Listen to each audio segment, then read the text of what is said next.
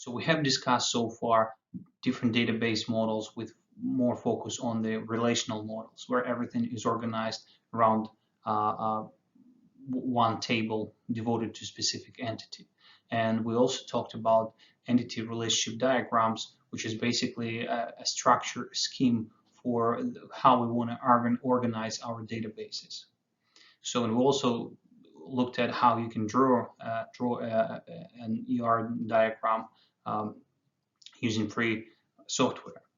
So the purpose of this video now is to basically give you a simple example, a description of a real-life scenario, and then to let you practice drawing these entity relation diagrams from this example, where you will need to figure out which entity we need to organize our database around, what are the attributes, and how the entities are related to each other. So let's consider these examples, and as usual, I hope you'll learn something new. So as a quick overview, what we have discussed, and specifically the notation and relational model.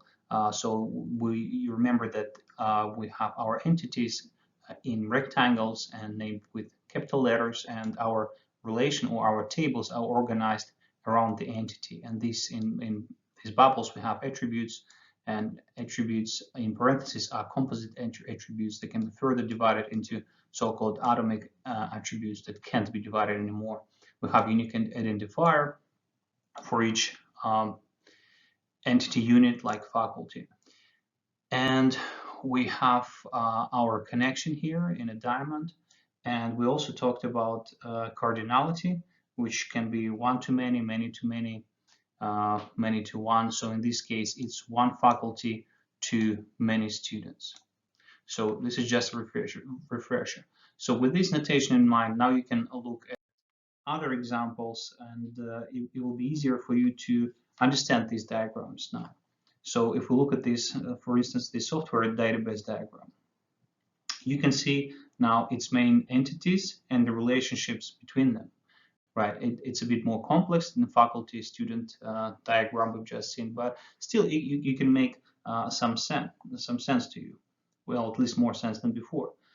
And you can probably see how software is related to employees and computers. We have different types of relationships here, and we have here one to many, one-to-one relationship. So for instance, each employee has only one computer, but a computer can have different software installed, and one software can be installed on different computers. So there are also two different relationships between computers and employees. Some employees maintain the computers, and some employees only use the computers but don't maintain them. So one employee per computer, but if the maintenance folks, they have access, each maintenance person has access to multiple computers. So I hope this makes sense, common sense, but the purpose of this diagram is just to show you that you can actually think about this, and it should be reasonable. You should actually derive some information from. Now to practice a bit further, we will consider in this video creation of an entity relationship diagram from scratch, basically from qualitative information.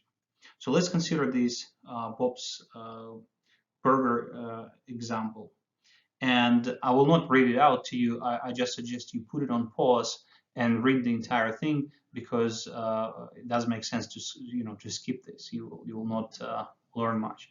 So put it on pause, read this information, try to think about the pieces that are most important to you. And in the next slide, I will continue discussing how we should approach a problem like this, what we should pay attention to. So given this information about Bob's Burgers situation and their needs, let's consider how we would approach creating an entity relationship diagram. So first of all, we use the notation that we just discussed, and it's a simplified notation. It can get more complex, but this is the notation that I just reviewed in one of the first slides. This is what we are going to use. So how do we approach a problem like this? Well, our first step is actually to identify the main entities around which our relations or our tables will be organized. What will be the center and what the relationships will be. So we need to think about, we need to distinguish while reading probably second or third time what the main entities are, our rectangles, and then how they are related, which is related to which, and what type of relationship it is. And then we think about attributes in each entity. What kind of attributes they have? Which one of these are composite and can be further divided into atomic attributes? And then we need to think about specific primary key for each entity, like a unique identifier. And then we need to basically think about this situation in practice and whether or not we have all the data to support these processes, right? Are we focusing on the right entity and the right attributes? Are we going to be getting new data that need to be stored or not? Sometimes it's more clear, sometimes it's less clear. So some of the key principles that we need to keep in mind every time we work with entity relation diagrams and we're trying to create a schema for our new database. So each relation or each table describes only one single entity in the system, right? You can't organize attributes around two entities simultaneously, so and that would be confusing. But so it's one entity. So every relation must have a primary key. So we may have a unique identifier such as social security number, or if that's not the case, we can combine two attributes and create a unique identifier such as first name and last name. We need to be cognizant of the fact that sometimes you can combine first and last name and you actually will get duplicates. So we need to think about this in advance. Maybe if we combine first name, last name, and date of birth, then duplicates will be less likely, but it's still possible. And the more observations we have, the more likely we have a duplicate. So, but this is a point we need to consider. We need to have this unique identifier. So when we connect one relation to another, in some of the relations, we are going to have a foreign key. So if you remember, the example that I showed is connecting faculty relation or faculty table to student table. So in the student table, we had a foreign key where next to each student, there was a faculty ID telling which faculty the student is working with in terms of for advising, and this way we can connect one table faculty to our student table. So we remember that we can take composite attributes and disaggregate them, and or we can take several attributes, use several attributes to generate new attributes. For instance, if I know your date of birth and I know today's date, I can calculate your age. And that your age is not, say, reported in the database, but I can derive that. So we don't include that into our entity relationship diagram because all that can be derived later on from the data that we collect initially.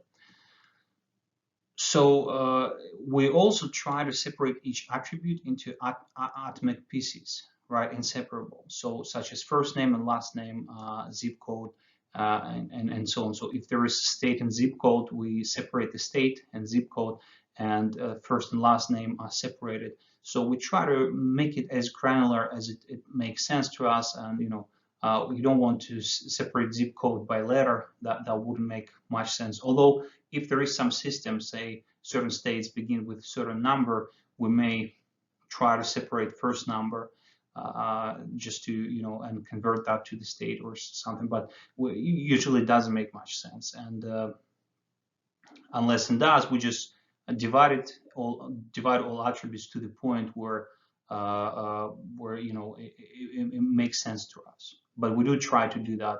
If we have a composite attribute, we try to separate that. So other principles, key principles to keep in mind when trying to create a structure of our future database is, of course, cardinality. In what way tables relate to each other. Is it one-to-one, one-to-many, many-to-many?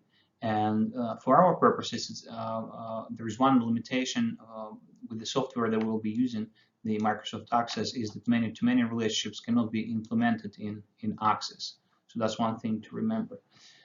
We also need to try to organize our database structure in a way that will be efficient and there won't be any redundancy. So we try to duplicate as little as possible and create each table, each relation with as little data and additional attributes as possible, so that we can get the same results without duplicating too much. And it takes some practice to do that. And again, it's context specific where you can actually improve efficiency and where it may be even difficult. So obviously, our database, once created, once the structure is created, our database is going to be dynamic. The idea is that it's going to be updated, changed, and things added, and I mean new observations added. And maybe we will change the attributes. So we need to create, we need to think about referential integrity, where data can be modified and still our structure, our main structure, in terms of relationship between entities, will be intact and will still be functioning. So we can insert and delete, obviously, additional observations. Some faculty may be deleted, some students may be deleted or added, and we can update the database overall, adding additional attributes. So again, when these diagrams are sketched and when we think about database, we need to think about the fact that it's not one shot, that it's going to be dynamic, and whether or not our structure is going to withstand these dynamic changes. So, and of course, a lot will depend on the organization's rules and what kind of relationships there will be between entities. So when we talk about faculty and student ER diagram, so we know that each MPA student can only have one faculty advisor. So this is how we have many to one. And we also, in the software diagram that we also saw today, we had many people, many maintenance personnel, checking, maintaining. I'm sorry, one maintenance person could actually oversee several computers. But maybe in other examples, it would be one-to-one and so on. So some information can be derived from actual organizational rules rather than any technical knowledge that you need in databases. All right, now that we have considered the main principles, the key principles of working on these entity relation diagrams, let's get to work. So this step makes sense only if you have read the example itself on Bob's Burgers and try to draw the diagram. And the first thing you need to do is to try to derive the main entities, and then try to draw relationships between them, and then think about each attributes that you need to include for each entity. So it will be the most effective if you try it on your own and then come back to watch this example. Otherwise, it will be not as useful. So we're back to our ERD plus, which is familiar to you by now, which we tested before. Here are our faculty student entity relation diagrams. We're going to draw another one. Bob's Burger example. Create. Double click. So you can there are different ways, different levels of specificity with which you can approach this problem. And we have general information, and so we're going to work on with this and try to create general ER diagram. So when I read this example, it's obvious there are a couple of several entities that come up. So one is obviously the managers. So we have a manager here. So that's one obvious example, right? Let me zoom in so it looks a bit bigger. So because the information is about managers, they focus on the managers. Now managers are managing something, and that's restaurants. Restaurant. Let's do it one. So we have that. What we also have, so this is obvious, I think, to everyone. So we want to know, they want to know what restaurants are being managed, and then how much revenue they generate.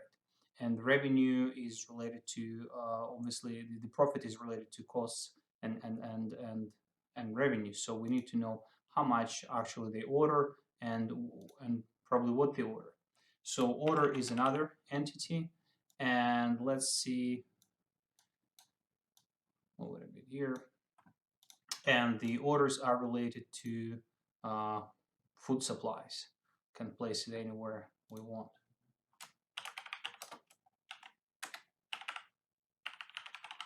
So we have our food supplies here.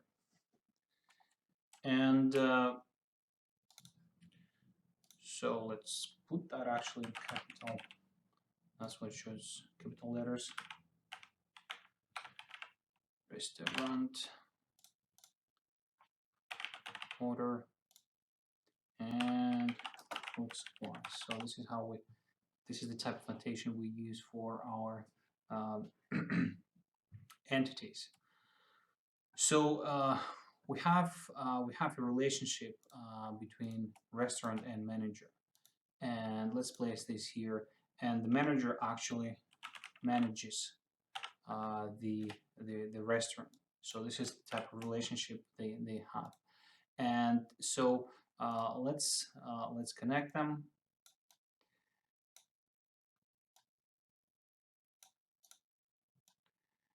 Now the problem says directly that we can have one-to-many relationship here, right? So restaurants can be one, not many. So this is kind of intuitive, but well, at least to me, manager many, manager seems like one, but it's managers can be related to many. That's what it means.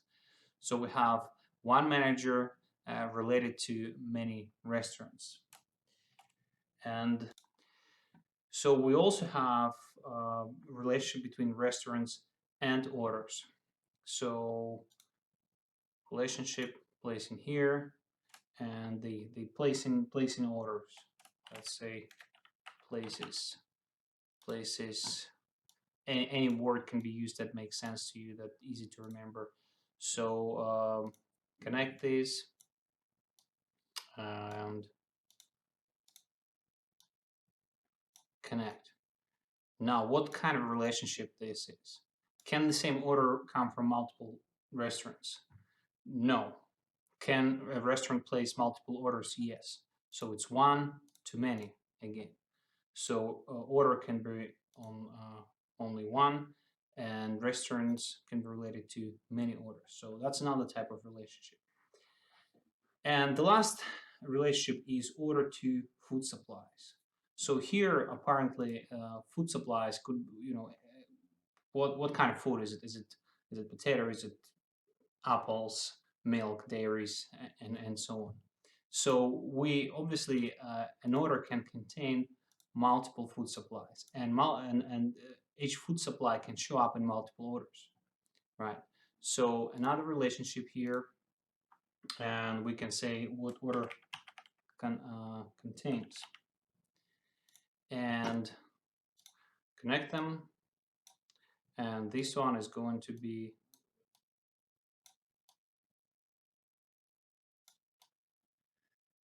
don't need to be very meticulous here, but there is always desire to make it look nicer. So this is obviously many to many, as we just discussed. So this is the basic structure of our entity relation diagram. So first step is try to think about the main entities. We need to know the main entities that we need to include in our database, which will give the information to the stakeholders that they're looking for.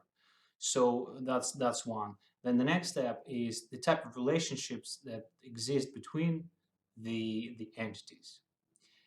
In our case, it's more straightforward, but sometimes there can be interconnection. If manager places orders for specific restaurants, maybe there would be a line here, but there's nothing about that, so we make it simple. But entities, then the type of relationships, whether or not they're connected, and if they are connected, in what way.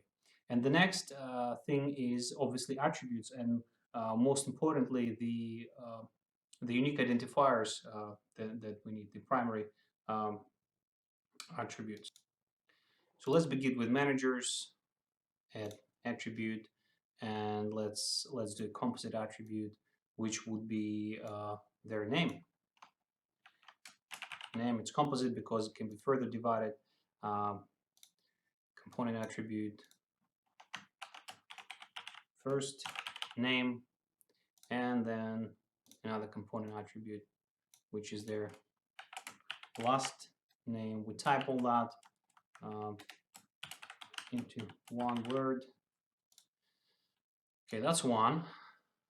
Then what we also know about managers, what we know the database will contain, that's basically salary,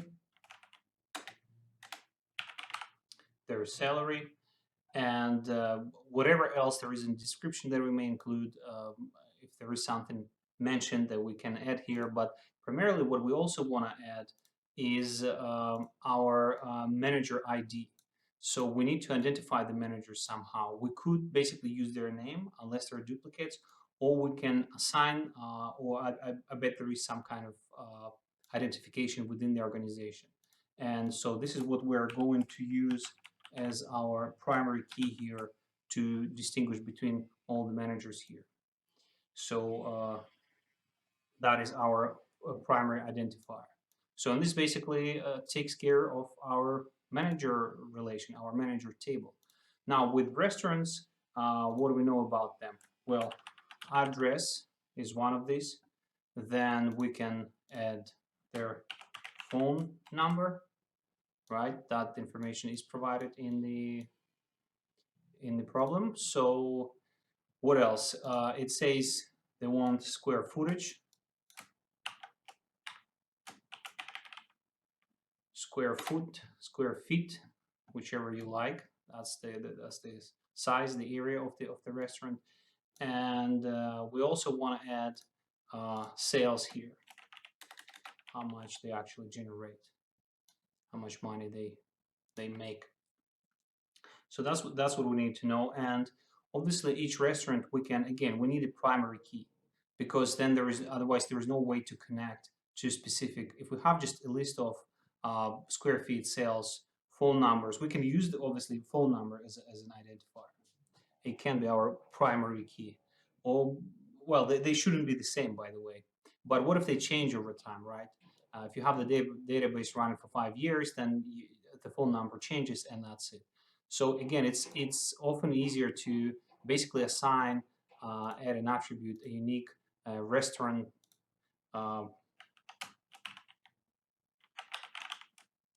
restaurant ID. So this way, it's going to put it right here. This way, it's always unique, and it doesn't depend on actually phone number, or if they change their address or something else. We're going to have always a unique ID for that restaurant, and we can track over time using this ID. So, but we always need a primary identifier for each relation, for each table. So that's take care of our second point. And next up is our order. So for order, we will obviously have a date. That'll be a useful piece of information. Oops, let's get rid of this one. Put the data right here, order date. And we also, the order will contain another piece of important information, basically quantity of items ordered. And then we can,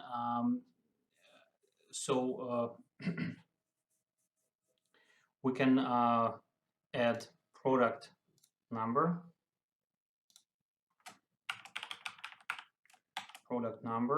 That's basically the type of supplies that we're ordering. Remove,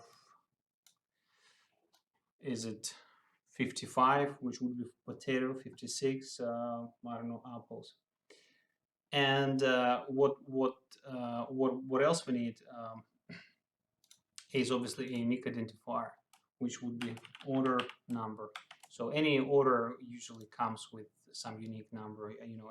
Any receipt you receive, you have a unique number. So that will be our identifier. We know the product that's in there, the date, and the quantity of the product. So here, remember that their purpose is to find out how much is generated in sales per square foot, and also we can basically try to include that attribute somewhere. But as you remember, it's better not to not to calculate this, they call calculated attributes, right? We have basic data and we can combine them in some way or divide and derive another attribute.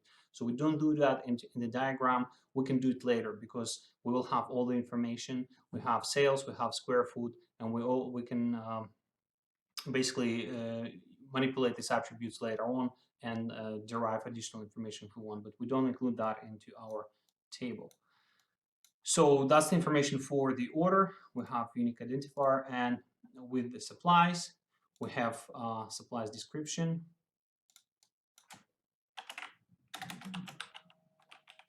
What exactly it is. Then we have product number mentioned in the problem, and that's basically a unique identifier for each type of supply. And we also have price.